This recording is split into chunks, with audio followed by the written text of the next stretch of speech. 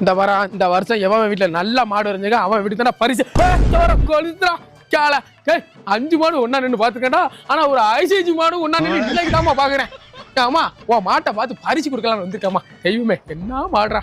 இதோடா விஜய் நடிச்சாரா வாரிசு பெருசா குடுக்க வந்தா பரிசு. இதோடா சூர்யா நடிச்சான் கங்குவா இப்படி வந்து தொங்குவா. இதோடா ரஜினி நடிச்சாரா கூலி இப்ப நீ ஆக போற காலி. இதோடா சூர்யா நடிச்சாரா மாசு உள்ள போடி லூசு. இதோடா விஜய் டிவில படுவாங்களா கனாங்களா பேரு கசுமாலாம். என்னடா அது மாட்டை ஆடு தத்திட்டு போகுது.